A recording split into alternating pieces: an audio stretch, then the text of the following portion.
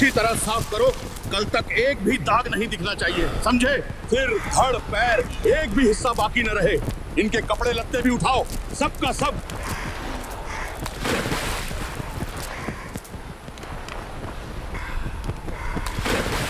कल सूरज चढ़ने से पहले ये पूरा घाट चमकना चाहिए, ऐसा लगे जैसे यहाँ कभी कुछ हुआ ही नहीं।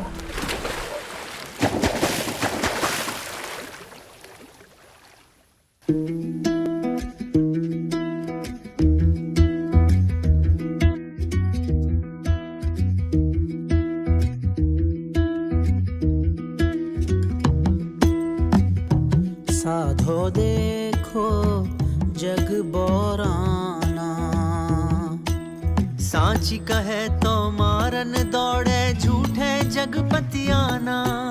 हिंदू कहत है राम हमारा, मुसलमान रहमाना। आपस में दो लड़े मरत है, मरम को ना जाना। साधो देखो जग बोराना।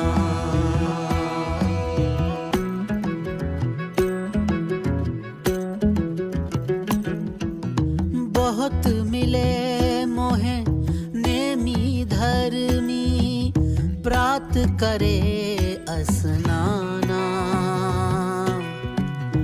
आत्म छोड़ी पत्थर पूजे, तिनका थोथा ज्ञाना। आसन मारी डिंब धरी बैठे, मन में बहुत गुमाना। पीपर पाथर पूजन लागे, तीरथ बरत भुलाना। साधो देखो जग बोराना, हो साधो देखो जग बोराना।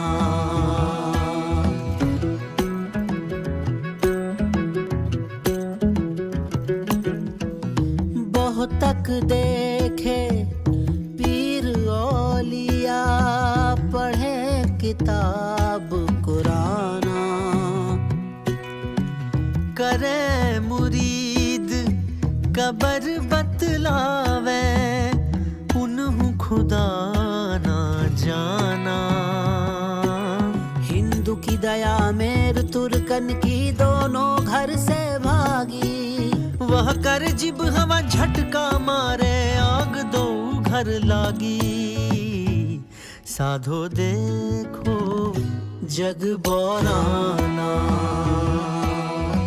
ओ साधो देखो जग बोराना।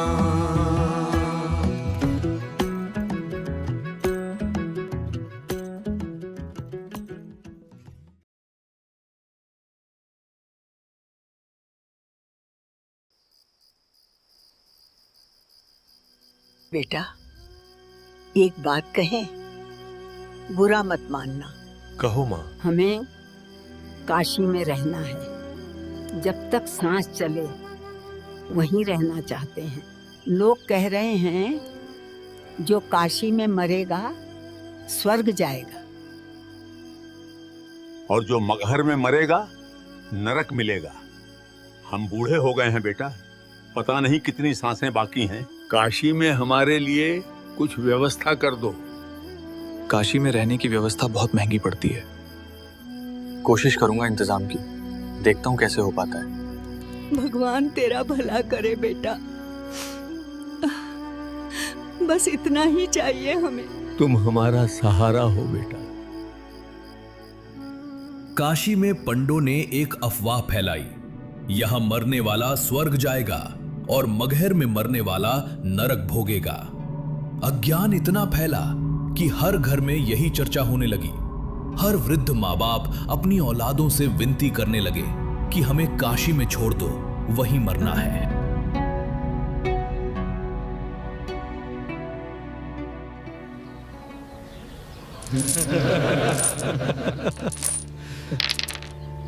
दस वृद्ध और नए आए हैं, क्या आदेश है? अरे देखो देखो, आज तो 10 नए वृद्ध आए हैं। अफवाह का असर देख रहे हो? सबको डर लगा है नरक का, सब यहीं मरने को आ रहे हैं।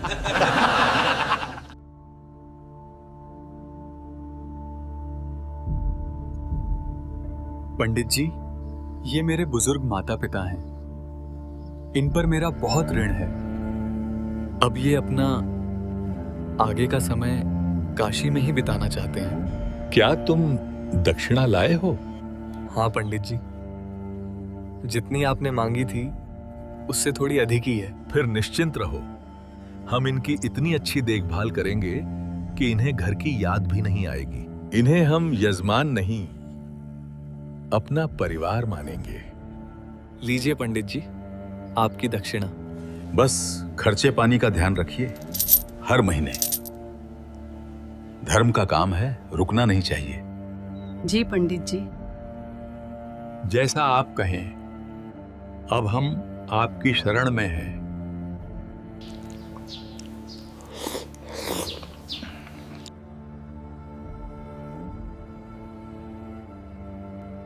अफवाह फैलाने वाले इन्हीं पंडों ने वृद्धों को अपने पास पेइंग गेस्ट यानी किराए पर रहने वाले अतिथि बनाकर रख लिया और फिर सबसे भारी भरकम दक्षिणा वसूलने लगे।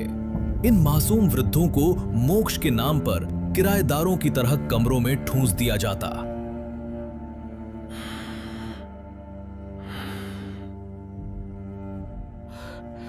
अरे ओ बुढ़े, तुझे जरा भी शर्म नहीं आती? कपड़ों में ही पेशाब कर दिया। क्या मैंने यहाँ कोई दवाखाना खोल रखा है कि तुम्हारी गंदगी साफ करता फिरूं? महाराज, पता ही नहीं चला, शरीर वश में नहीं रहा, गलती हो गई महाराज। पैसे रहने खाने के दिए हैं, गंदगी उठाने के नहीं। अगर अब ऐसा हुआ तो निकाल दूंगा। शांत हो जाइए, इन पर दया कीजिए, ये बहुत बीमार हैं। मैं साफ कर देता हूँ। हे भगवान, इन बूढ़ों ने तो जीना हराम कर दिया है, घर को नर्क बना रखा है। सेवा कर रहे हैं तुम्हारी, एहसान मानो, वरना यहां रहने की जगह भी नहीं मिलेगी।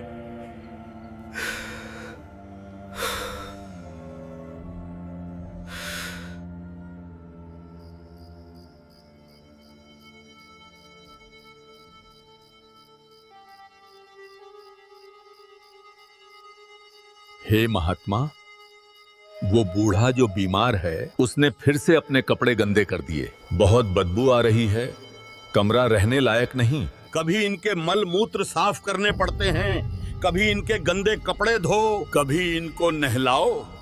ये तो हमसे पहले ही हमें स्वर्ग भेज देंगे। जितने रोज बूढ़े आ रहे हैं, संभाले नहीं संभल रहे हैं। देख, घर में 10-10 वृद्ध जमा हैं, पैसे खत्म पर इनकी सांसें नहीं। अब ये सिर्फ बोझ हैं। जा, नगर के सभी महात्माओं को खबर कर। जी महाराज, अभी गया।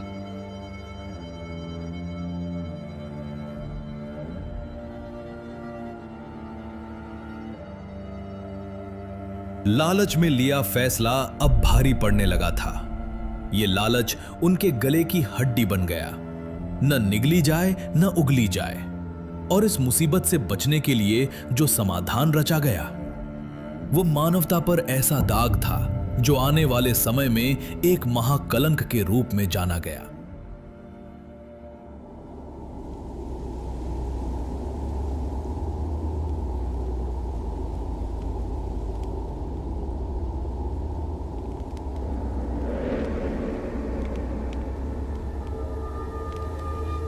जिधर देखो बस खांसते कराहते बूढ़े ही नजर आते हैं। हमारे घर घर नहीं, धर्मशाला बन चुके हैं। महात्मा जी, अब सोए हुए भी इनका ही ख्याल आता है। ये क्या आफत मोल ले ली हमने। हाँ, सही कहा। थोड़े से लालच में आकर हमने अपना जीना दुश्वार कर लिया। इससे सुखी तो हम पहले ही थे। अगर हमने आफत ली है तो ठीक भी हम ही करेंगे। पर कैसे करेंगे? ये तो मरने का नाम ही नहीं ले रहे। लेंगे, खुद ही मरने का नाम लेंगे। मेरे पास एक तरकीब है, ध्यान से सुनो।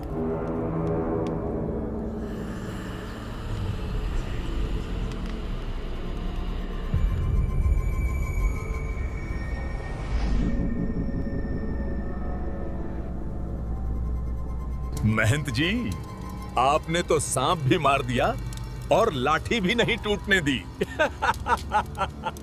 जाएंगे ये स्वर्ग ही, पर रास्ता हम तय करेंगे। कह देंगे ये भगवान का आदेश है। आओ, जितने आना चाहते हो आओ हमारे पास।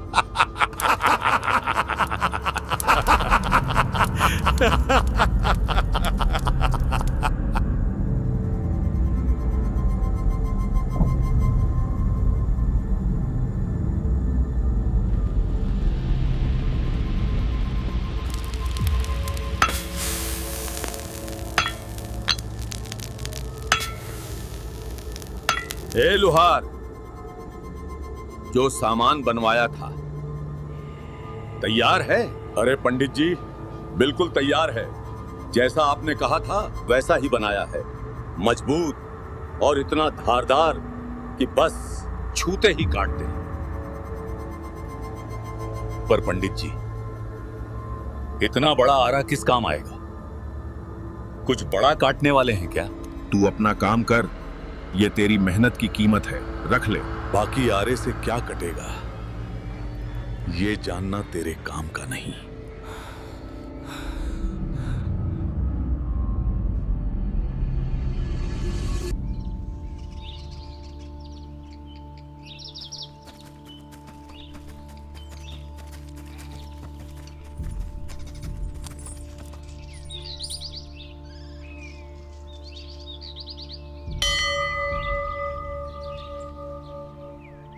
सुना क्या? परमात्मा की दया से दिव्य करौंत आया है, वही जिससे मरने वाला सीधा स्वर्ग जाता है, सीधा स्वर्ग पहुंचता है। एक झटका और मोक्ष। तुम्हें पता है, कहते हैं परमात्मा की दया से करौंत आता है जो जल्दी स्वर्ग जाना चाहे। वो करौंत बिना दर्द के स्वर्ग में पहुंचा देता है। भगवान ने सच में रहम कर दिया, वरना बुढ़ापे की मार कौन झेले। पंडों द्वारा फैलाई गई अफवाह कि स्वर्ग से करौंत आएगा और उसे लेने वाला सीधा स्वर्ग जाएगा ने लोगों के भ्रम को पागलपन में बदल दिया। करौंत लेने के लिए परमात्मा के भोले शरणागत लाइन लगाकर खड़े होने लगे। महात्मा जी, बहुत प्रयास किया, पर इससे अधिक दक्षिणा का इंतजाम नहीं हो पा रहा है। कुछ रहम करिए, मैं भी मोक्ष पाना चाहता हूं। इतने से क्या होगा? मोक्ष पाना चाहते हो और दक्षिणा नहीं दे सकते? जाओ यहां से, दफा हो जाओ। चले आते हैं दिमाग खराब करने।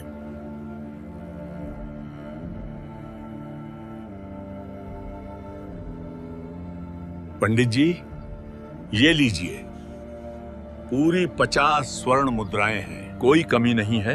बस मुझे शीघ्र स्वर्ग भेज दो।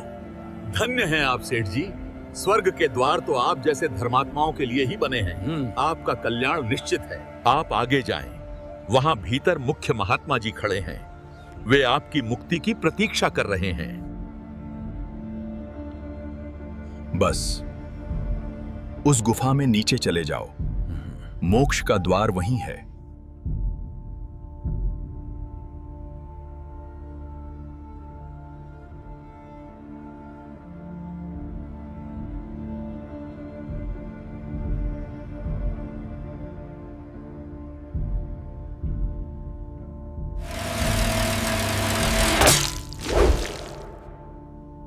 काशी में करौंत लेने के लिए वृद्धों की संख्या दिन प्रतिदिन बढ़ती चली गई। भारी भरकम दक्षिणा देकर वे मोक्ष की आस में करौंत की ओर बढ़ते जाते। जहां करौंत लगा था, ठीक उसके पास 2 सेवादार गुप्त रूप से बिठा दिए गए थे। जैसे ही करौंत अपना कार्य पूरा करता, सेवादार इशारे से बाहर खड़े पंडे को संकेत देते। परमात्मा ने एक नई पुण्य आत्मा को स्वर्ग के लिए बुलाया है, कृपया आगे आएं। जाओ, अब तुम्हारा नंबर है स्वर्ग जाने का।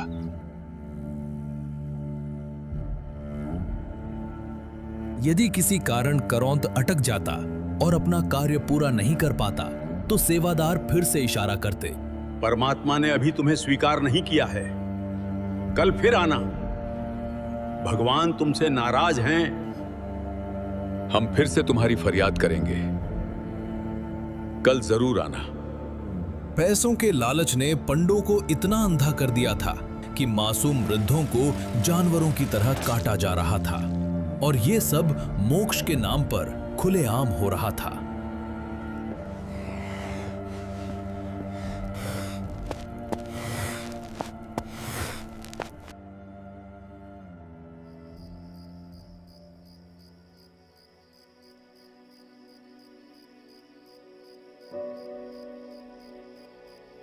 बाबूजी, कुछ बात हुई है क्या?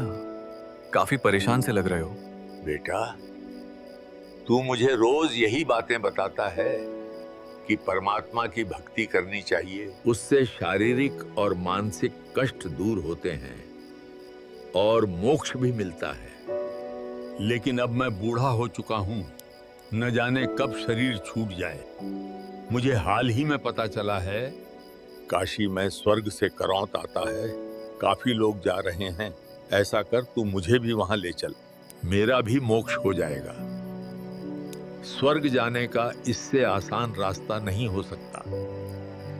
बाबूजी, ये आप क्या कह रहे हो? मेरे गुरुदेव कबीर जी ने करौंत को गलत बताया है। ये शास्त्र विधि त्याग कर मनमाना आचरण है। यानी शास्त्रों में कहीं भी करौंत के बारे में नहीं लिखा। गीता के अध्याय 16 श्लोक 23 में लिखा है, जो साधक शास्त्र विधि को त्याग कर मनमाना आचरण करता है वो ना तो सिद्धि को प्राप्त होता है और ना ही परम गति यानी मोक्ष को, और ना ही उसे कोई सुख प्राप्त होता है।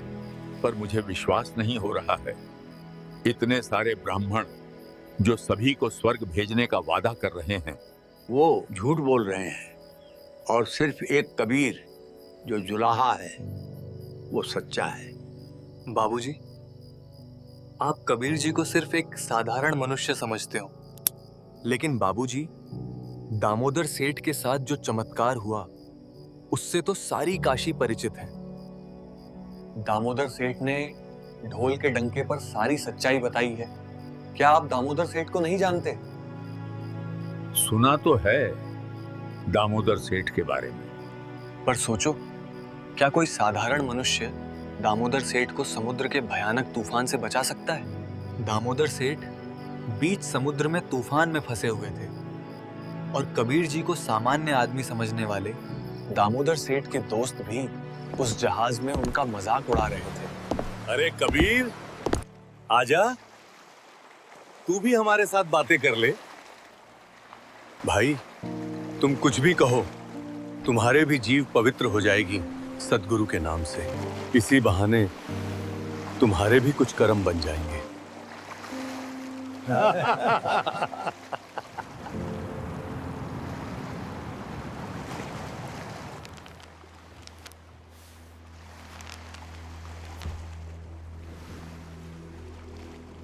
अरे दामोदर, ये क्या कर रहा है? यहाँ लगी हुई देवी देवताओं की तस्वीर कहाँ गई? मैंने तो आदर के साथ समुद्र में प्रवाहित कर दिया। अरे तू क्या बोल रहा है? अरे भाई, मैंने कबीर साहेब का ज्ञान समझकर उनसे नाम दीक्षा ले ली है। तू एक जुलाहा की बातों में आकर देवी देवताओं की भक्ति छोड़ रहा है? नहीं भाई, मेरे परमात्मा इन देवी देवताओं की भक्ति करने से मना नहीं करते, बल्कि वेद और शास्त्रों के अनुसार सही भक्ति बताते हैं जिससे हमारा मोक्ष हो सके। तू क्या हमें पागल समझता है? हमारे पूर्वजों और गुरुओं ने हमें ऐसा तो कुछ नहीं बताया है। जुलाहा, ये नया ज्ञान वो कहां से ले आया? अगर तू इन देवी देवताओं की भक्ति छोड़ेगा तो तेरा नाश हो जाएगा। भाई, मेरे साथ जो भी हो, मैं अपनी क्रिया करता रहूंगा और तुम अपनी क्रिया करो।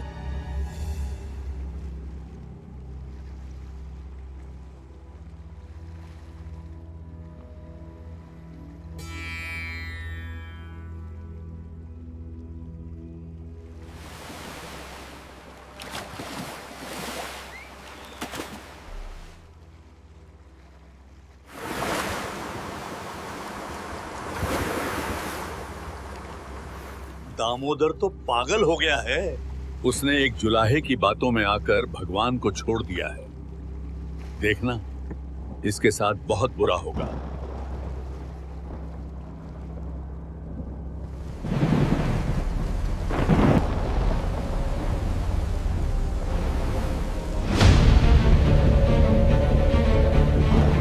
जोर लगाओ सब, बाल कस दो, पतवार संभालो, हमें आगे बढ़ना है।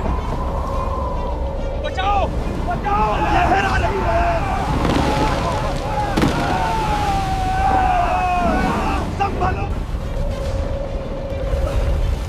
सेठ जी, आगे भयानक तूफान है, अब कोई नहीं बचेगा।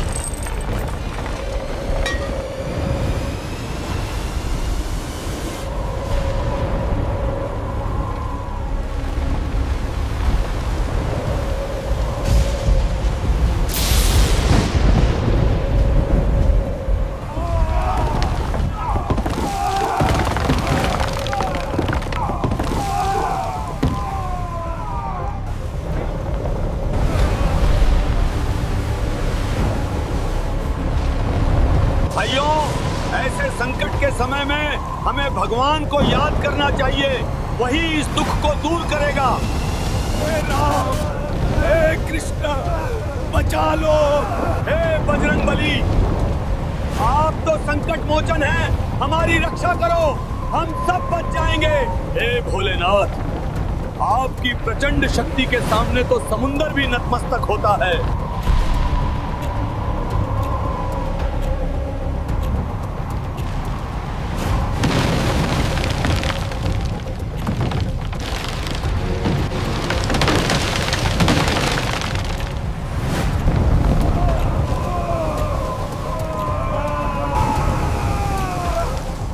सभी देवी देवताओं को पुकार लिया, लेकिन हमारी मदद के लिए कोई नहीं आया। सुना है कि सद्गुरु का भक्त तगड़ा होता है। हम सबको एक बार दामोदर से प्रार्थना करनी चाहिए कि वो अपने भगवान को याद करे।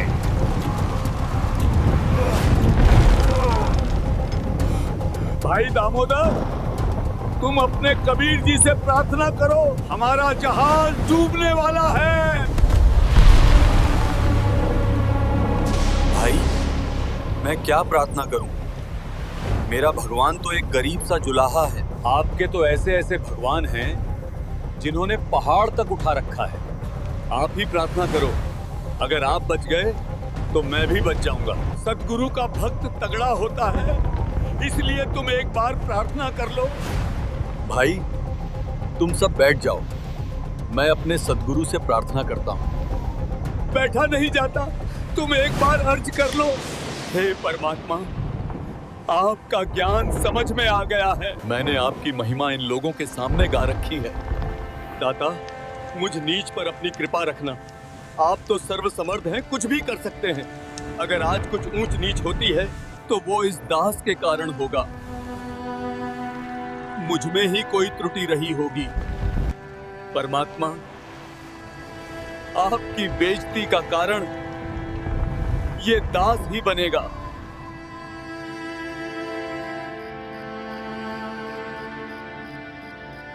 और ज्ञान सब ज्ञानडी, कबीर ज्ञान सो ज्ञान, जैसे गोला तोप का करता चले मैदान। हे परमात्मा, हे दीन दयाल,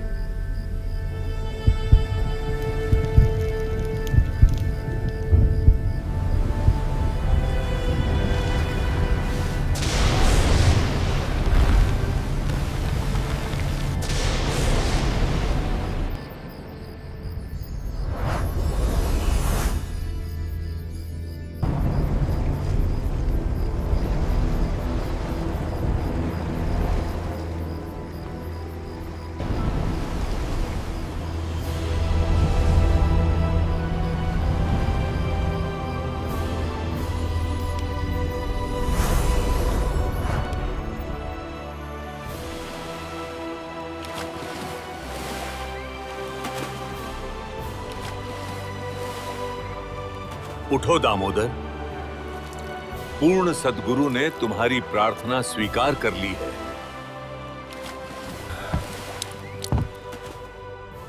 भाई दामोदर, हमसे बहुत बड़ी गलती हो गई है।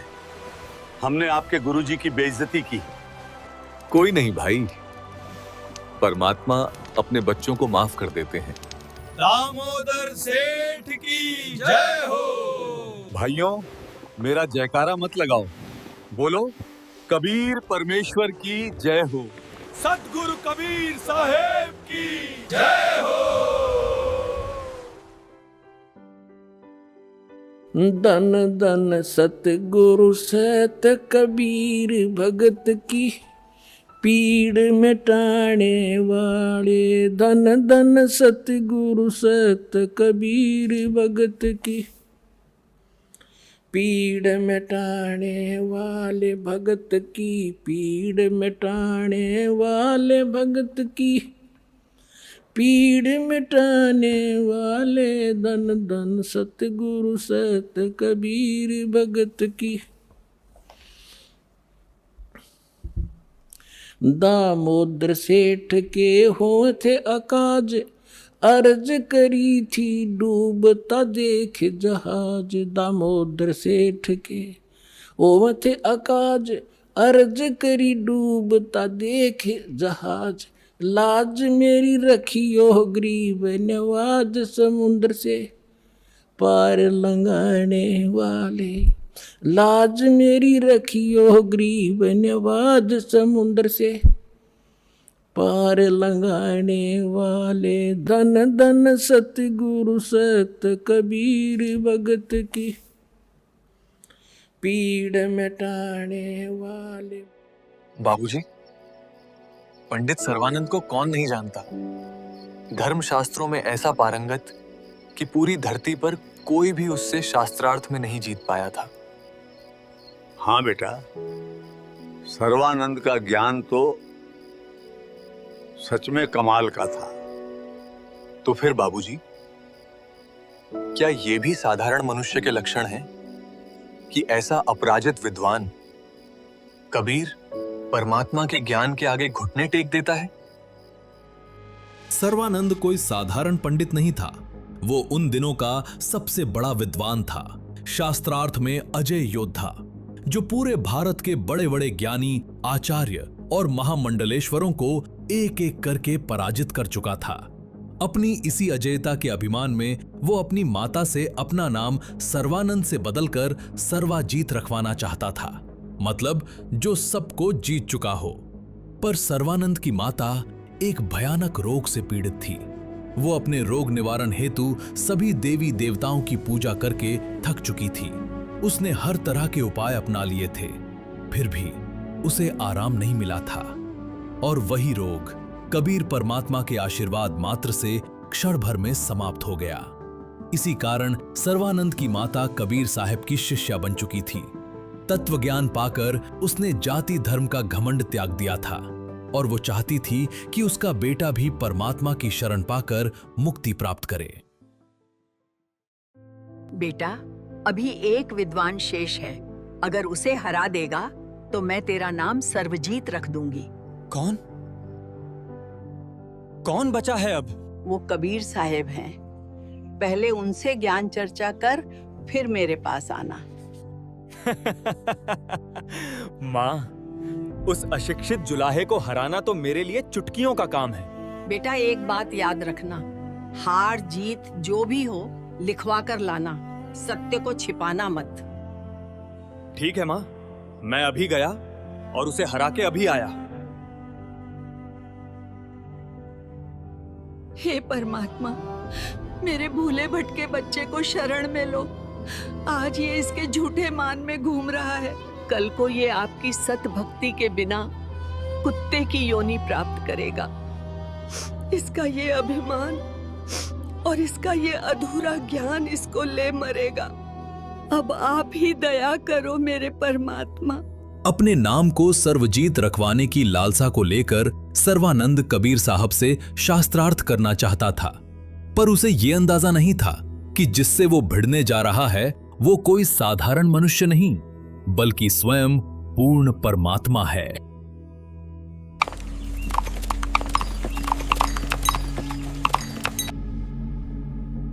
अरे ब्राह्मण यहाँ वो भी इतना बड़ा विद्वान।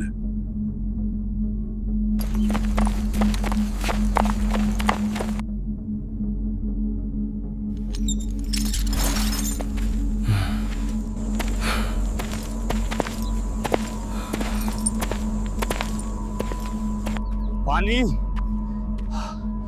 पानी, पानी।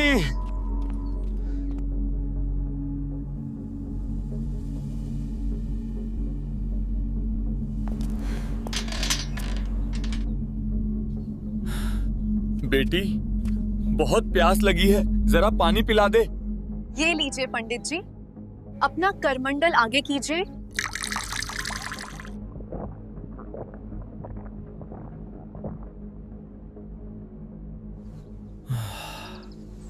अरे देखो, ब्राह्मण पंडित ने जुलाहो के कुएं का पानी पी लिया। आज तो सर्वानंद पंडित की नाक कट गई।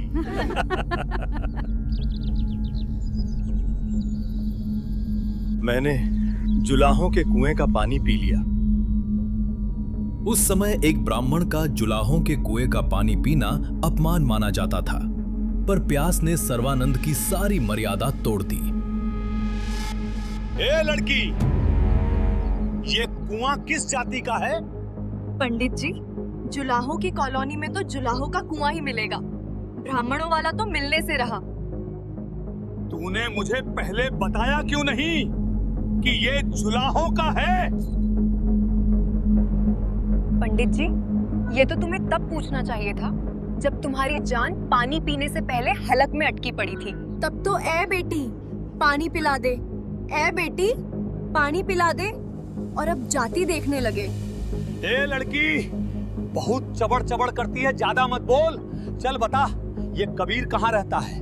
कबीर का घर शिखर में, जहाँ शलैली गैल, पाँव न टिके पपील के, तू पंडित लाद रहा बैल। साफ साफ बोल लड़की, बताती क्यों नहीं? आजा पंडित मेरे पीछे पीछे, घर दिखा देती हूँ परमात्मा कबीर जी का।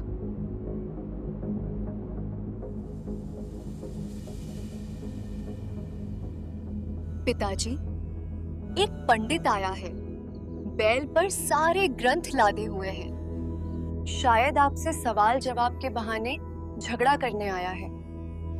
बेटी, ये तत्वज्ञान के अभाव वाले लोग होते हैं, दुनिया की नजर में बड़े ज्ञानी, पर असल में हल्दी की गांठ लेकर पंसारी बने फिरते हैं।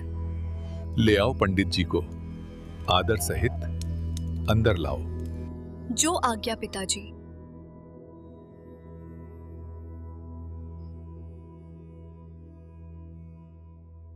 पंडित जी आइए, पिताजी बुला रहे हैं। अभी नहीं, पहले ये लोटा पानी से भर दें। अभी भरती हूँ।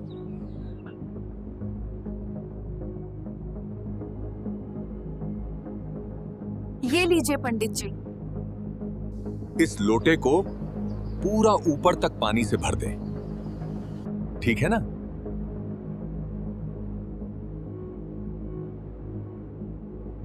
अब ठीक है पंडित जी। हाँ, अब लोटा ले जा और कबीर से कहे कि ये मेरा प्रश्न है।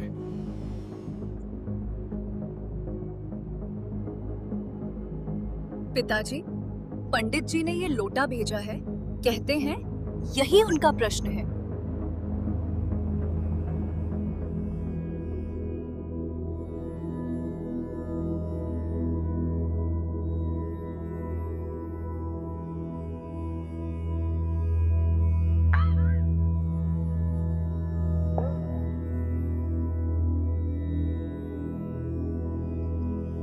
ये दे दो उन्हें और कह देना यही उत्तर है।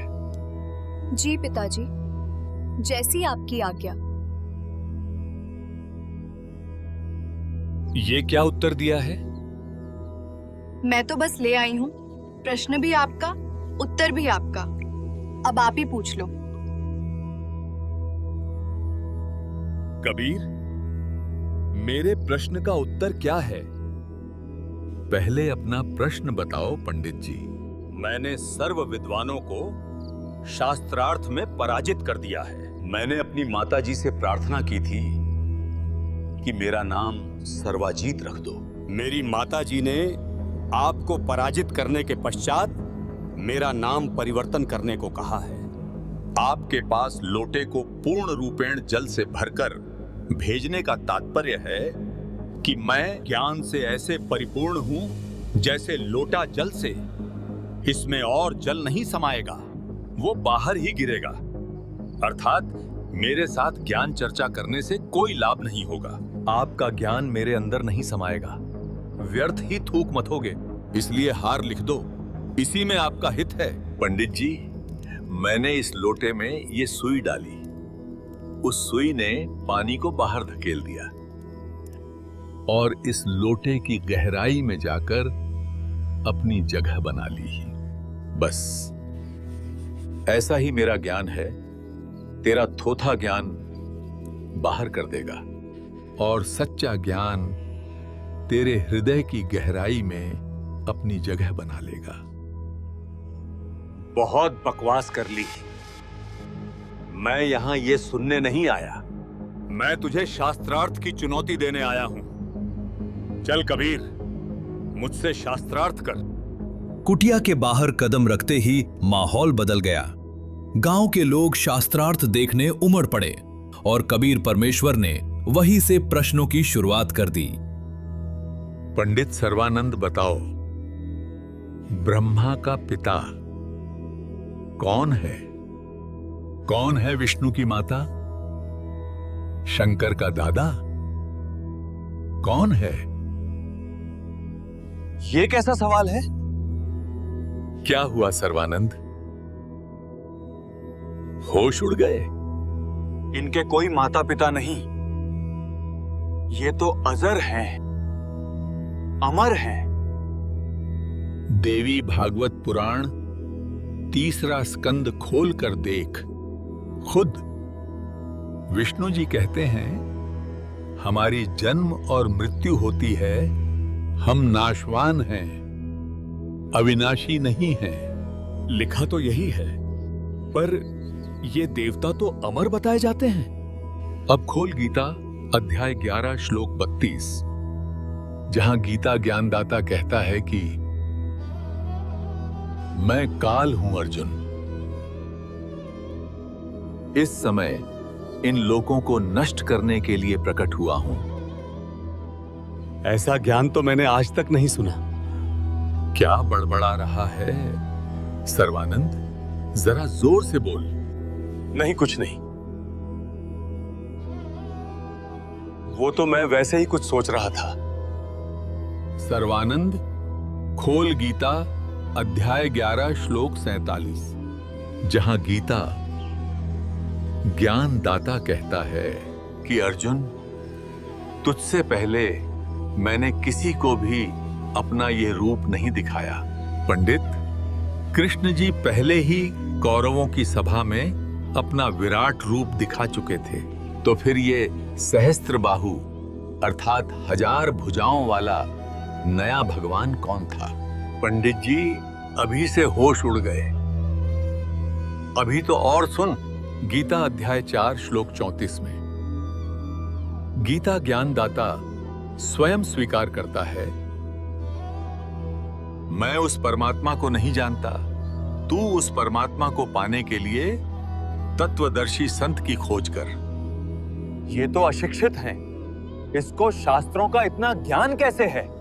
अब खोल ऋग्वेद मंडल 9 सूक्त 82 मंत्र 1 और मंडल 9 सूक्त 1 मंत्र 9, जहां साफ लिखा है कि पूर्ण परमात्मा साकार है, वो सबसे ऊपर के लोक में विराजमान है और राजा के समान दर्शनीय है।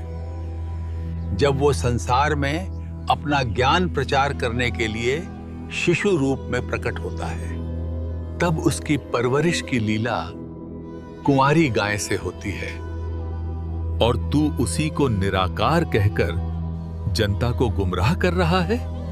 सर्वानंद, पूछ इस जनता से किसकी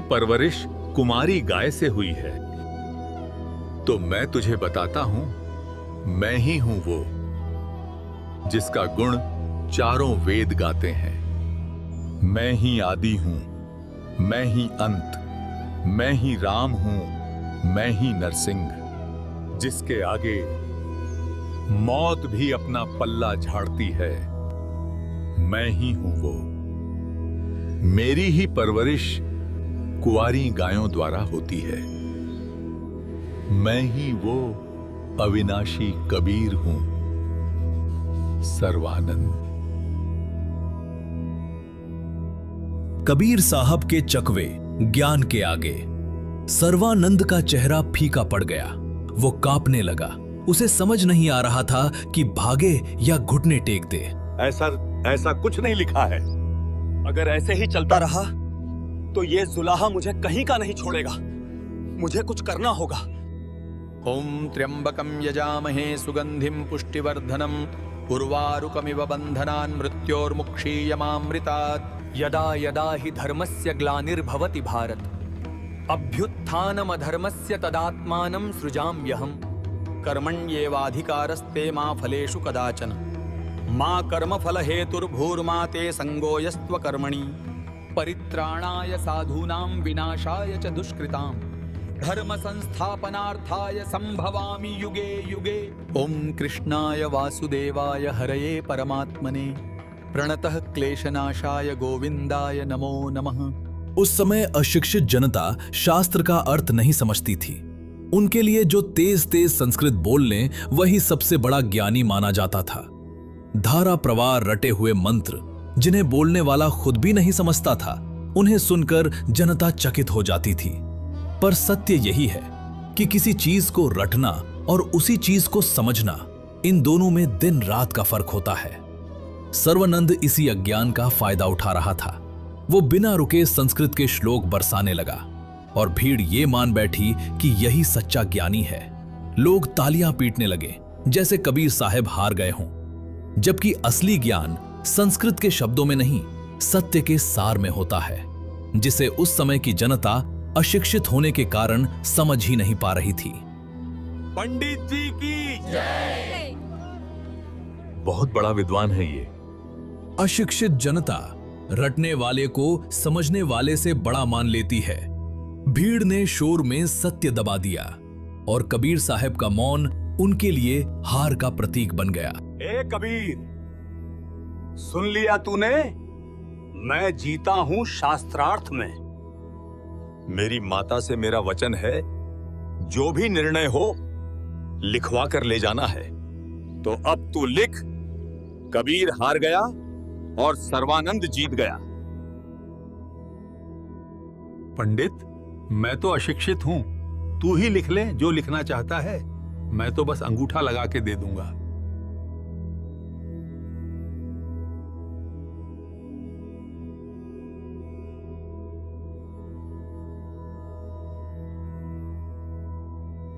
इस पर अंगूठा लगा कबीर, और मेरी जीत पर मोहर लगा दे। बहुत अच्छा। अब मैं अपनी मां को दिखाऊंगा कि मैं सबसे बड़ा विद्वान हूं। अब मेरा नाम सर्वजीत होगा।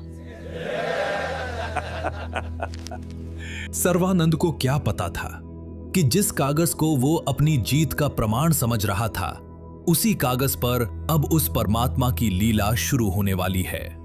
और जब वो अपनी मां के सामने ये विजय पत्र खोलेगा तो उसकी दुनिया पलटने वाली है।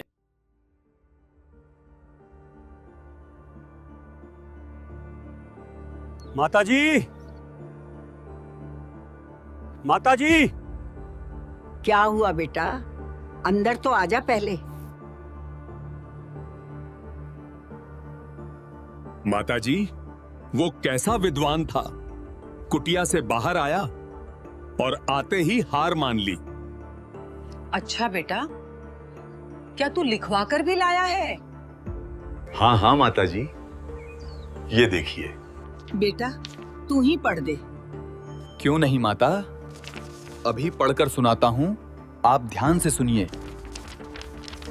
शास्त्रार्थ में सर्वानंद पराजित हुआ तथा कबीर परमेश्वर विजय हुआ। वो कागज जिसे सर्वानंद अपनी जीत का प्रमाण समझकर लाया था, वो अब कबीर परमात्मा की अलौकिक लीला का दर्पण बन चुका था। बेटा, तू तो कह रहा था कि तू जीत कर आया है, लेकिन ये कागज कुछ और ही कह रहा है। माता, शायद मैं कई दिनों से थका हुआ हूं।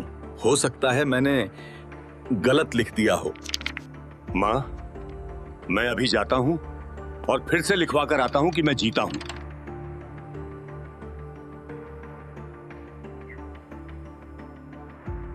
कबीर, मुझसे लिखने में गलती हो गई थी, इसलिए मैंने दोबारा सही से लिखा है। अब तू फिर से अंगूठा लगा दे।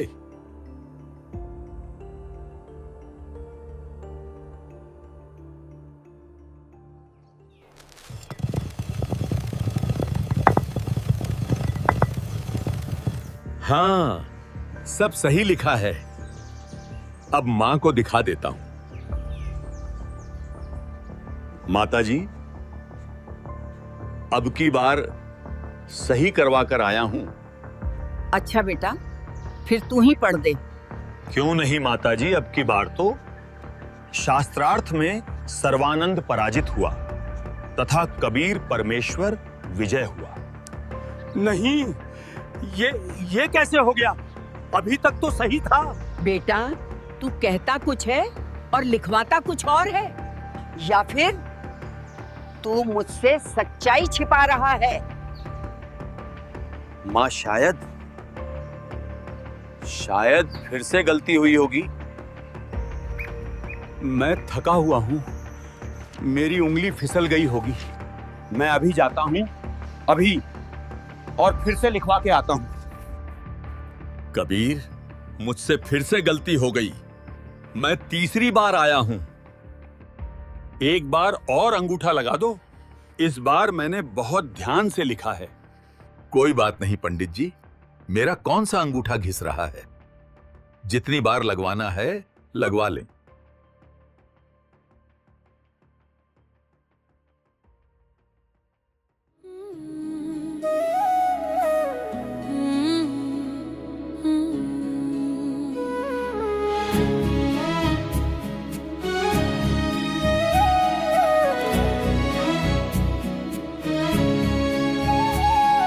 डगर है मुश्किल कठिन सफर है, मगर मुसाफिर जगह नहीं है।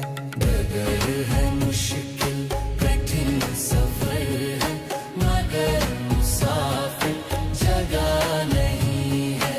डगर है मुश्किल कठिन सफर है, मगर मुसाफिर जगह नहीं है।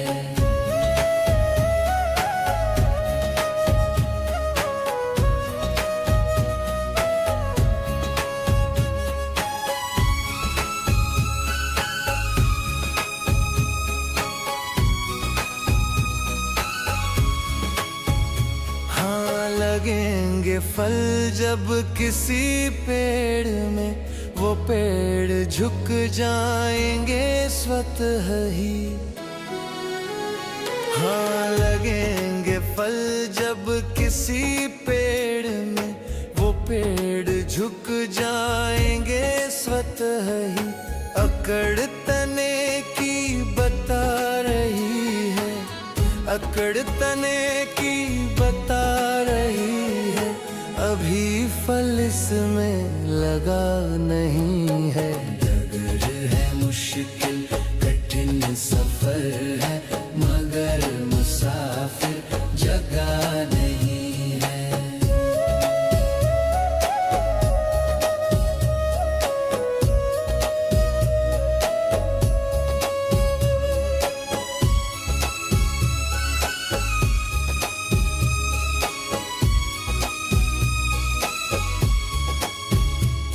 जरा सा कुदरत ने क्या नवाजा, किया के बैठे हो पहली शफ में। जरा सा कुदरत ने क्या नवाजा, किया के बैठे हो पहली शफ में। अभी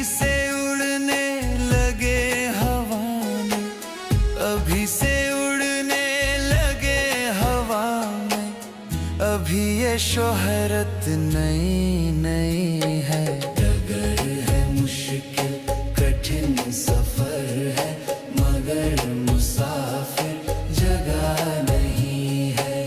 डगर है मुश्किल कठिन सफर है, मगर मुसाफिर जगह नहीं है। इस बार मैं आंख नहीं हटाऊंगा। पता नहीं माँ के पास पहुंचते ही अक्षर क्यों बदलते हैं। सत्य ने हार नहीं मानी थी, लेकिन सर्वानंद अभी तक लड़ाई को अपनी हार जीत का खेल समझ रहा था। आ गया बेटा? इस बार सब ठीक कर लाया ना?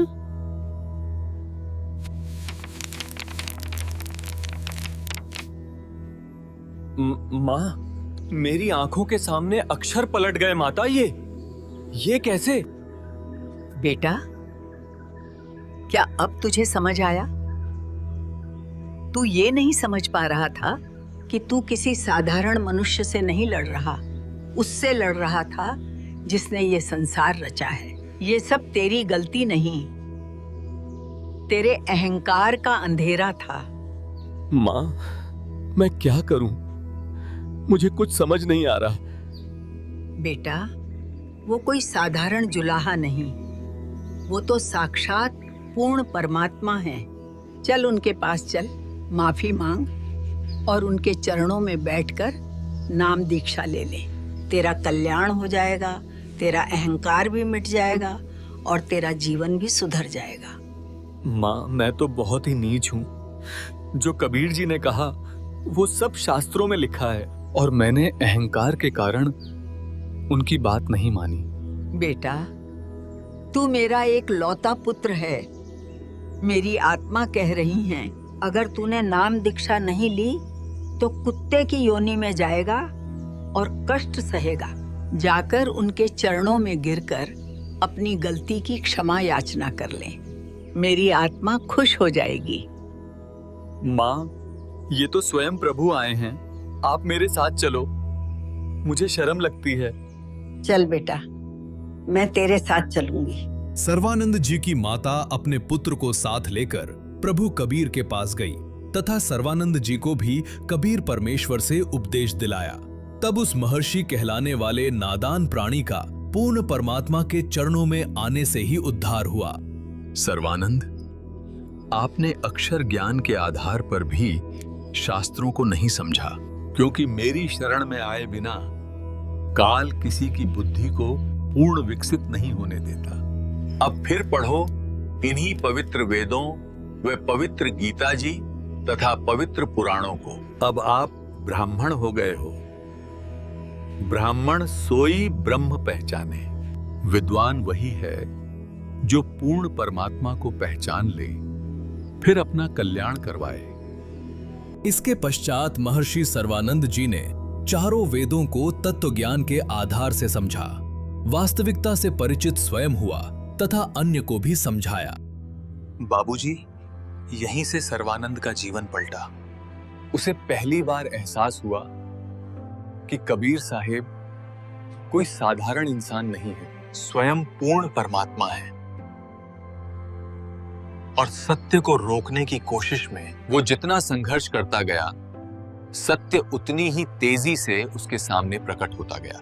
बाबूजी, क्या आपको अभी भी लगता है कि कबीर जी साधारण इंसान है, जिसने दामोदर सेठ की जान समंदर के तूफान से बचाई, जो जीवा और दत्ता की कठिन परीक्षा में खरा उतरा, जिसकी कृपा से जगन्नाथ मंदिर बना और जिसने सर्वानंद जैसे अजेय विद्वान को क्षणों में पराजित कर दिया? बाबूजी, वो साधारण मनुष्य कैसे हो सकता है जो परमात्मा कागज पर लिखी किस्मत तक बदल दे?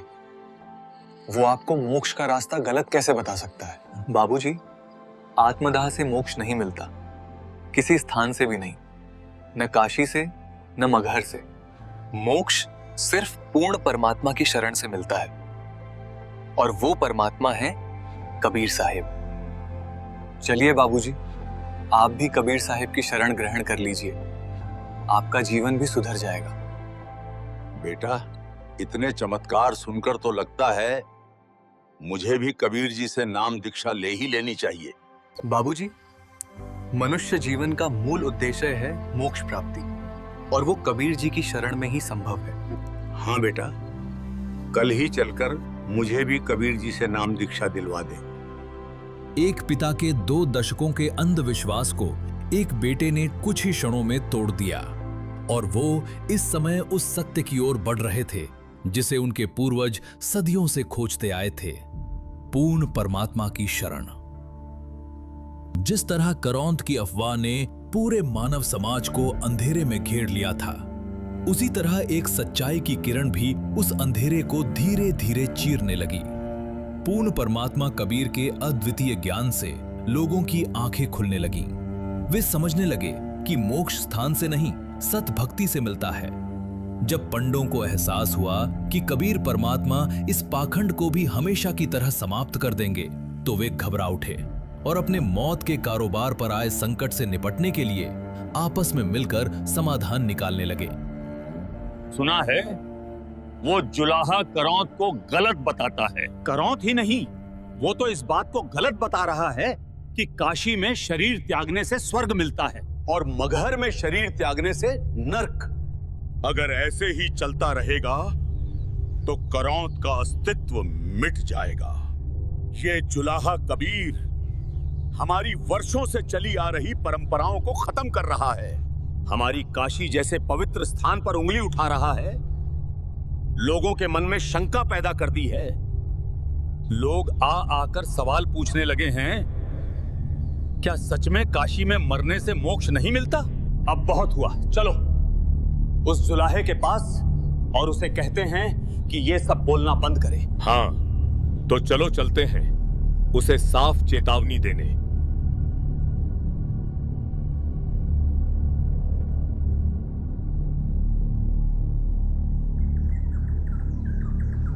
कर्म करने वाला चाहे कहीं भी हो, यदि वो मर्यादा में रहकर सतभक्ति करे तो वो सतलोक ही जाएगा। जो मनमाना आचरण करता है, शास्त्र विरुद्ध साधना करता है, वो चाहे काशी में मरे फिर भी नरक से नहीं बच सकता। सत्य भक्ति से ही मोक्ष मिलता है। स्थान का इसमें कोई महत्व नहीं। तू गलत बात फैला रहा है। ये वर्षों से चली आ रही मान्यता है कि काशी में शरीर त्यागने वाला स्वर्ग जाता है और मगहर में मरने वाला नरक जाता है। महात्मा जी, क्या ये बात हमारे शास्त्रों में कहीं लिखी है? कबीर, जरूरी नहीं कि हर बात शास्त्रों में हो। कुछ मान्यताएं भी होती हैं, उन्हें यूं ही ठुकराया नहीं जा सकता। ये जुलाहा कबीर मुसलमान होकर हमें हमारी सनातन परंपरा सिखाएगा, और अगर तुझे लगता है कि हमारी मान्यता गलत है तो साबित कर। ठीक है महात्मा जी, सबको बता दो, मैं मगहर में शरीर त्यागूंगा और मैं न केवल स्वर्ग बल्कि स्वर्ग से भी ऊपर अपने परम धाम सतलोक जाऊंगा। और महात्मा जी, एक निवेदन है।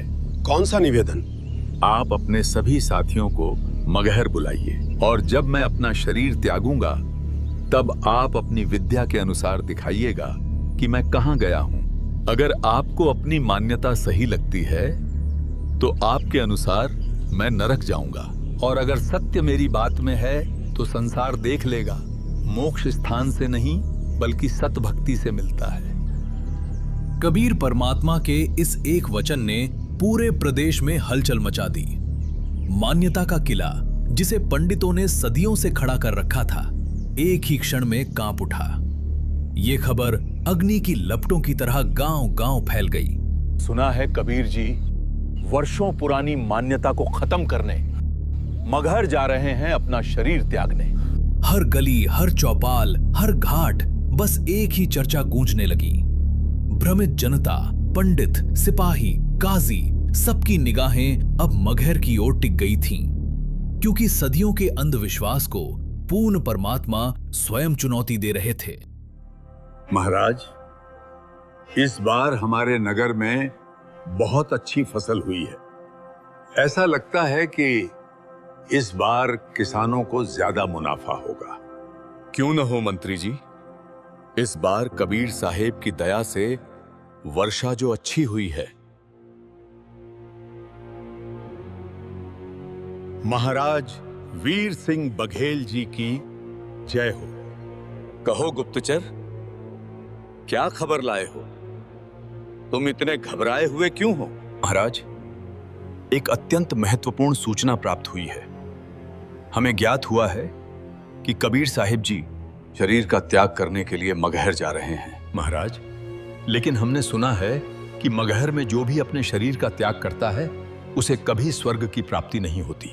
नहीं मंत्री जी, कबीर जी तो साक्षात परमेश्वर हैं। वे शरीर का त्याग चाहे जहां करें, वे सतलोक ही जाएंगे। ये मगहर में प्राण त्यागने की लीला वो इसलिए कर रहे हैं ताकि दुनिया को संदेश दे सकें कि स्वर्ग नरक पुण्य कर्मों से मिलता है, न कि मरने के स्थान से। लेकिन हमें एक और चिंता है। हमें उनके शरीर की रक्षा करनी होगी। रक्षा? किससे महाराज?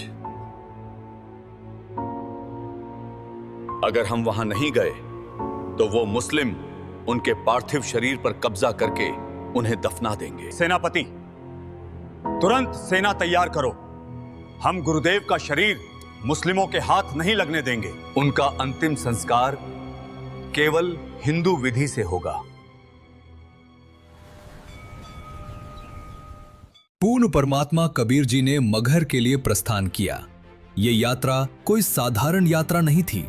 ये वो कदम था जो सदियों के अंधविश्वास पर सत्य की पहली प्रहार करने वाला था। आज नक्षत्र ही बताएंगे कि कबीर की गति क्या है। चलो देखें कहां जाता है। देखो,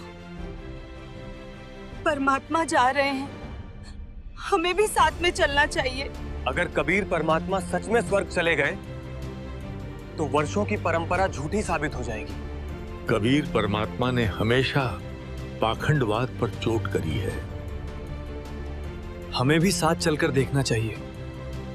काशी से मगहर तक की दूरी लगभग 180 किलोमीटर थी और ये दूरी कबीर परमात्मा अपने लीलामयी 120 वर्षीय शरीर से पैदल तय करने वाले थे। जो उन्हें जाता हुआ देखता उनके संग चल पड़ता।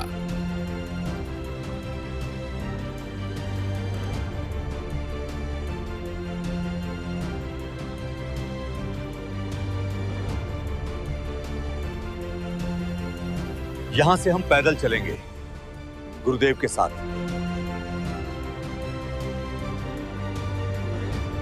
प्रणाम गुरुदेव। गुरुदेव, समाचार प्राप्त हुआ है कि वर्षों पुराने पाखंड को समाप्त करने आप स्वयं मगहर की राह पर निकल पड़े हैं। हे गुरुदेव, हम भी मगहर तक आपके साथ पैदल चलेंगे।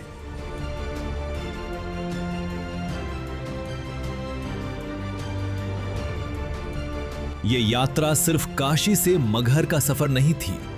ये सत्य की ओर मानवता का कदम था। परमात्मा आगे आगे, हजारों लोग पीछे पीछे और उनके साथ साथ पंडित, काजी सभी एक ही राह पर, एक ही उद्देश्य से सत्य का प्रत्यक्ष दर्शन करने साथ में चले। की नाम अगर पियाना सतगुरु की नाम अगर पियाना सतगुरु की नाम अगर पियाना हो, दोनों दिन चले संग जाके हिंदू मुसलमाना हो। दोनों दिन चले संग जाके हिंदू मुसलमाना हो। की नाम अगर पियाना सतगुरु की नाम अगर पियाना सतगुरु की नाम अगर पियाना हो, दोनों दिन चले संग जाके हिंदू मुसलमान हो। दोनों दिन चले संग जाके हिंदू मुसलमान हो। मुक्ति खेत को छोड़ चले हैं। जिस काशी को नौका करते हैं ना, या मुक्त होता है इस क्षेत्र में, परमात्मा कहे तुम्हारी मुक्ति वाले क्षेत्र ने तुम ही रखो। हम तो वहाँ से मोक्ष प्राप्त करके दिखाएंगे जहाँ तुम कहते हो गधा बनता है। भाई मुक्ति खेत को छाड़ चले हैं, वो तज काशी अस्थाना हो। मुक्ति खेत को छाड़ चले हैं, तज काशी अस्थाना हो। साहा सिकंदर कदम लेत है, साहा सिकंदर कदम लेत है, बादशाही सुल्ताना हो। दोनों दीन चले संग जाके, हिंदू मुसलमान हो। दोनों दीन चले संग जाके, हिंदू मुसलमान हो। चार वेद के वक्ता संग है, वो खोजी बड़े बयाना हो। चार वेद के वक्ता संग है, वो खोजी बड़े बयाना हो। सालग राम सुरत से सेवे, सालग राम सुरत से सेवे, वो ज्ञान समुद्र दाना हो। दोनों दीन चले संग जाके, हिंदू मुसलमान हो। दोनों दीन चले संग जाके, हिंदू मुसलमान हो। सठ दर्शन जाके संग चाले, सठ दर्शन जाके संग चाले, वह गावत बाणी नाना हो। अपना अपना इष्ट संभाले, अपना अपना इष्ट बनावे, वो बाचे पोथी पाना हो। दोनों दीन चले संग जाके, हिंदू मुसलमान हो। खान साहब, पीर कबीर जी मगहर आ रहे हैं अपना जिस्म छोड़ने के लिए। क्या ये कैसे हो सकता है? हुजूर, ये खबर पक्की है। फौज को हुक्म दो, हर एक सैनिक तैयार रहे। हम पीर कबीर जी का जिस्म मुसलमान रिवायत से दफन करेंगे। ये वही बिजली खान पठान था जिसकी पहचान कबीर साहिब से आज की नहीं बरसों पुरानी थी। एक ऐसी पहचान जो अकाल, दुआ और चमत्कार से बनी थी।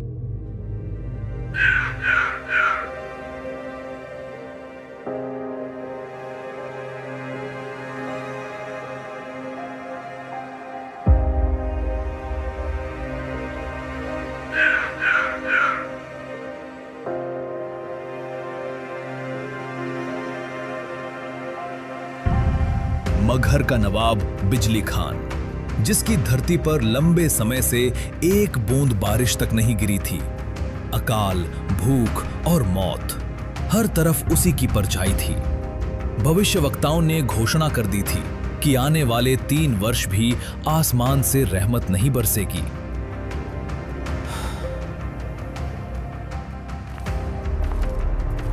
खान साहिब, पता चला है कि काशी में एक अल्लाह स्वरूप फकीर रहते हैं जिनका नाम कबीर है। अगर वे अपनी मेहर करें तो ये सूखा पल एक ही झटके में मिट जाएगा। ठीक है, चलने की तैयारी करो। खबर मिलते ही बिजली खान अपने लश्कर के साथ स्वयं काशी पहुंचा। उसने कबीर साहिब के समक्ष अपना दर्द रखा और विनती की। क्या हुआ बादशाह? मुझ गरीब से ऐसा क्या हो सकता है? हमने सुना है कि आप सभी धर्मों को समान मानकर सच्ची इबादत का मार्ग दिखाते हैं और आपने अनेक चमत्कार किए हैं। हमारे नगर मगहर में त्राही त्राही मची हुई है। भयंकर अकाल के कारण रोज घरेलू पशु पक्षी दम तोड़ रहे हैं। अगर कुछ दिन और ऐसी स्थिति रही तो आम जन को नगर त्यागना पड़ेगा। हे महात्मा, आप हमारे साथ चलिए और कृपा कीजिए। ठीक है बादशाह, मैं अवश्य आपके साथ चलूंगा। बिजली खान पठान के आग्रह पर पूर्ण परमात्मा कबीर मगहर की ओर प्रस्थान कर देते हैं।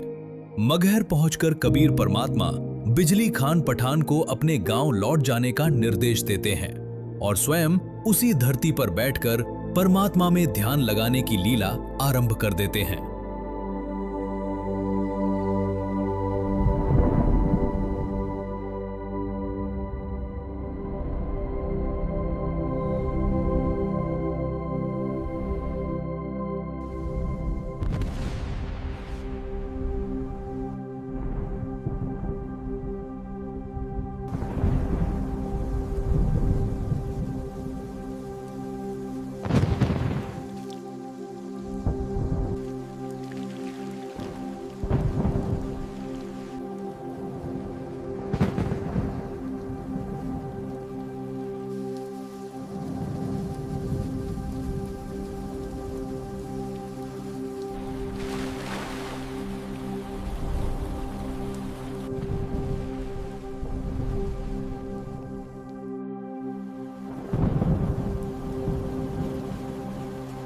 जिस धरती पर लंबे समय से बादल नहीं ठहरे थे, वहां कबीर परमात्मा की रहमत मात्र से आसमान बदल गया।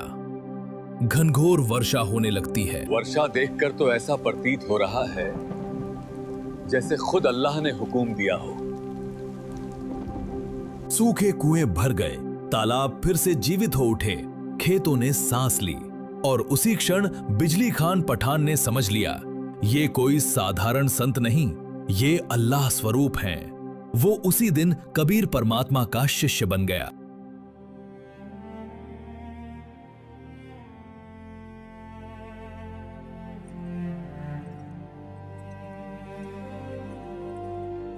सुनो मुख्तार,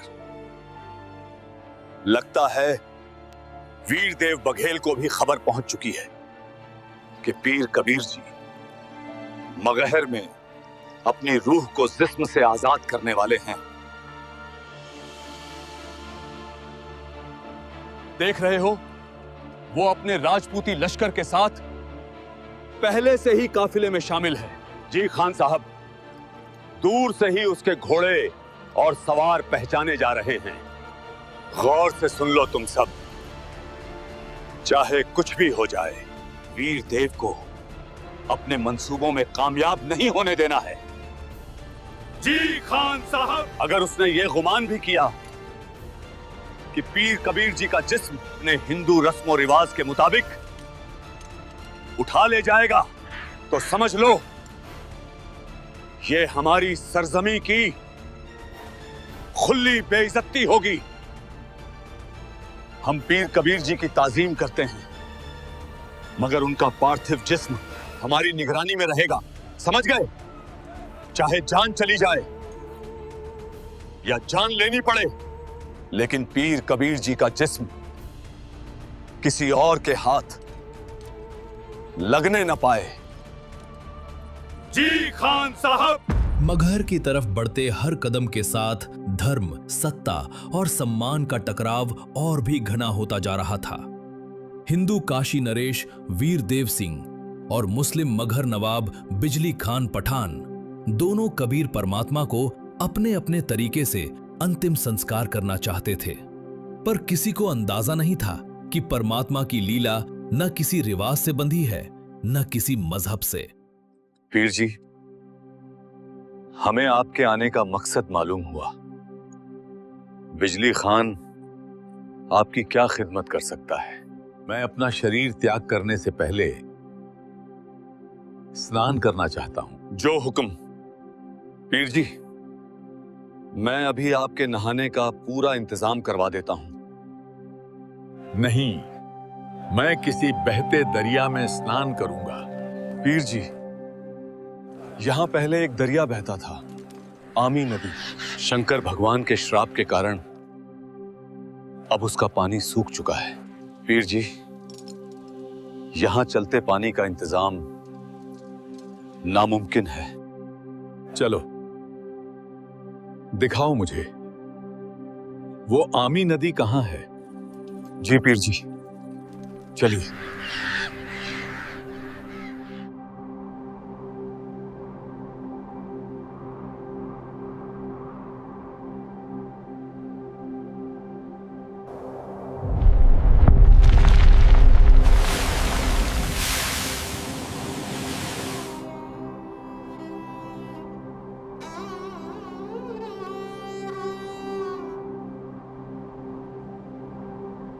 सतगुरु कबीर साहेब की जय। आमी नदी, जो वर्षों से एक किस्सा बन चुकी थी, आज उसी नदी ने पूर्ण परमात्मा के इशारे से फिर से जन्म लिया और मगहर की धरती ने जाना कि जो नदी को जगा दे वो किसी मजहब, किसी परंपरा का बंधा हुआ संत नहीं, स्वयं पूर्ण परमात्मा होता है। सतगुरु कबीर साहेब की जय। वर्षों से श्राप के कारण सूखी पड़ी नदी को अपनी दिव्य शक्ति से पुनः प्रकट कर देते हैं और फिर उसी प्रवाहित जल में स्नान करने के लिए प्रस्थान करते हैं।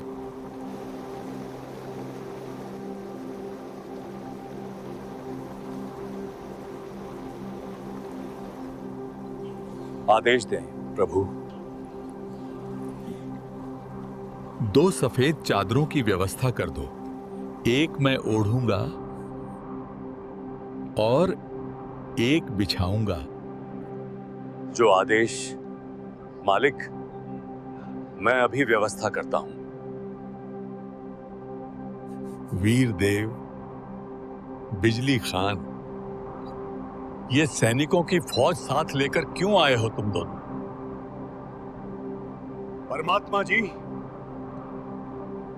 हम आपके पार्थिव शरीर को इन मलेच्छ मुसलमानों के हाथ नहीं लगने देंगे।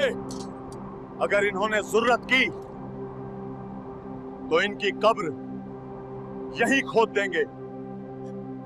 वीर जी, आप हम मुसलमानों के लिए अल्लाह के सच्चे नूर हैं।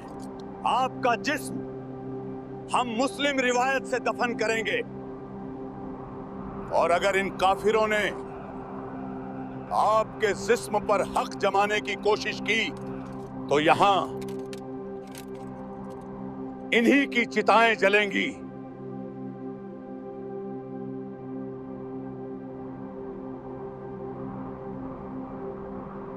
वीर देव, बिजली खान, इतना समय मेरे साथ रहकर अब भी तुमने ये नहीं सीखा? तुम दोनों एक दूसरे को अलग क्यों मानते हो? हम सब एक ही परमात्मा की संतान हैं, चाहे तुम उसे अल्लाह कहो या राम।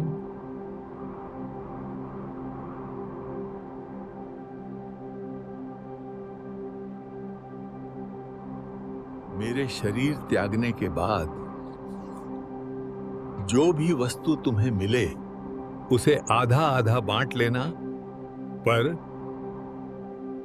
आपस में झगड़ा मत करना, वरना बहुत बड़ा अनर्थ हो जाएगा। जी परमात्मा। कबीर प्रभु के जिस्म को छोड़ने के बाद मैं उनके शरीर को अपने कब्जे में लेकर रखूंगा। कबीर प्रभु का शरीर मैं किसी को नहीं दूंगा। उस समय के भविष्यवक्ताओं ने एक भयावह भविष्यवाणी की थी कि जल्द ही एक भीषण हिंदू मुस्लिम युद्ध होगा जिसमें अनगिनत जाने जाएंगी। वीर देव और बिजली खान अनजाने में उसी तबाही की ओर कदम बढ़ा रहे थे, पर कबीर परमात्मा मानवता को बचाने आए थे, नष्ट करने नहीं। और जो लीला अब होने वाली थी वो आने वाले सदियों के लिए मानव धर्म और एकता का सबसे बड़ा उदाहरण बनने वाली थी। परमात्मा जी, आपके आदेश के अनुसार सब व्यवस्था कर दी गई है। अगर कोई और आदेश हो तो बताइए। अब मैं चलता हूं। कबीर परमात्मा जी के आदेश अनुसार 2 चादरें मंगवाई गईं, एक बिछाने के लिए और एक ओढ़ने के लिए। और फिर पूर्ण परमात्मा कबीर जी ने अपने निज धाम सतलोक जाने के लिए प्रस्थान किया।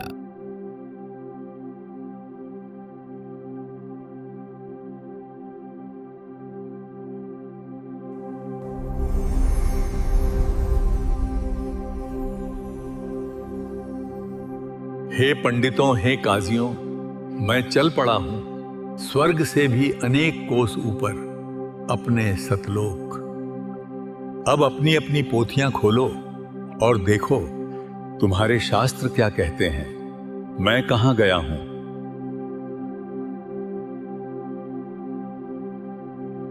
उठा दो पर्दा, उसमें नहीं है मुर्दा।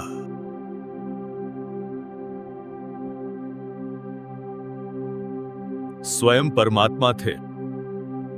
मैंने कैसे न पहचाना? ये अल्लाह का नूर थे। हम अंधे थे, बिल्कुल अंधे। पीर जी खुद रब थे और हम उन्हें पहचान ही नहीं पाए।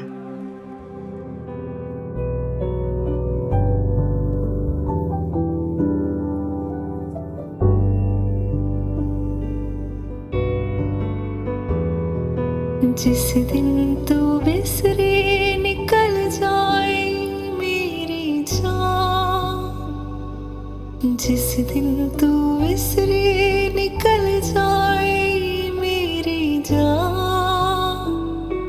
श्वासादी माला नल सिमरा मैं तेरा नाम, तेरा नाम, तेरा नाम।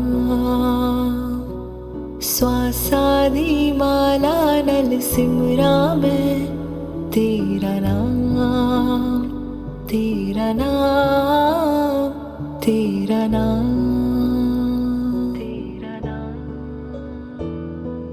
बन जावा बंदा मैं तेरा ही कृपा निधान। बन जावा बंदा मैं तेरा ही कृपा निधान। श्वासादी माला नल सिमरा मैं तेरा नाम, तेरा नाम, तेरा नाम, तेरा नाम, तेरा नाम। ऐसी जी कृपा करो प्रभु मेरे, प्रभु मेरे। ऐसी जी कृपा करो प्रभु मेरे। छड़िए जंजालानो बढ़ जाइए तेरी। जिस दिन तू विसरे निकल जाए मेरी जान। जिस दिन तू विसरे निकल जाए मेरी जान। श्वासादी माला नल सिमरा मैं तेरा नाम, तेरा नाम, तेरा नाम। श्वासादी माला नल सिमरा मैं तेरा नाम, तेरा नाम, तेरा नाम, तेरा नाम। कबीर परमात्मा ने अपने पूरे जीवन में कभी जाति धर्म का भेद नहीं किया। उन्होंने सदा पाखंड पर प्रहार किया, और वो भी शास्त्रों के प्रमाणों के साथ। पूर्ण परमात्मा कबीर जी अपने निज धाम सतलोक से सशरीर इस मृत लोक में आए थे, और सशरीर ही सतलोक को प्रस्थान कर गए। जहां लोग उनके पार्थिव शरीर के होने का अनुमान लगाए बैठे थे, वहां शरीर नहीं बल्कि सुगंधित फूल प्राप्त हुए। उन फूलों और चादरों को हिंदू और मुसलमान दोनों ने आधा आधा बांट लिया। वीर देव सिंह बघेल ने उन फूलों को मंदिर बनवाकर उसमें स्थापित किया, और बिजली खान पठान ने उन्हें मस्जिद बनवाकर उसमें रखा। कुछ फूलों को काशी में उस स्थान पर स्थापित किया गया जहां कबीर साहब चबूतरे पर बैठकर सत्संग किया करते थे, जो आज काशी चौरा के नाम से एक विशाल आश्रम के रूप में विद्यमान है। आमी नदी, जो कबीर परमात्मा के आशीर्वाद से पुनः प्रकट हुई थी, आज भी अपने अस्तित्व की गवाही देती है। मगहर में मंदिर और मस्जिद की दोनों यादगारों के बीच केवल 100 फुट की दूरी है, और उनके बीच एक साझा द्वार है जो आज भी हिंदू मुस्लिम भेद को समाप्त करता है। यह घटना इस सत्य की साक्षी बनी कि कबीर परमात्मा किसी एक धर्म के नहीं थे, वे समस्त मानवता के भगवान थे। पर समय के साथ उनकी शिक्षाओं को फिर से कर्मकांड और मान्यताओं में उलझा दिया गया। आज पूर्ण परमेश्वर कबीर जी के स्वरूप संत रामपाल जी महाराज शास्त्र सम्मत प्रमाणों के आधार पर यह बताते हैं कि मोक्ष न मंदिर से मिलता है न मस्जिद से। मोक्ष मिलता है केवल पूर्ण परमात्मा कबीर जी की सत भक्ति से, जो जीव को जन्म और मृत्यु के चक्र से सदा के लिए मुक्त कर देती है। सत साहिब।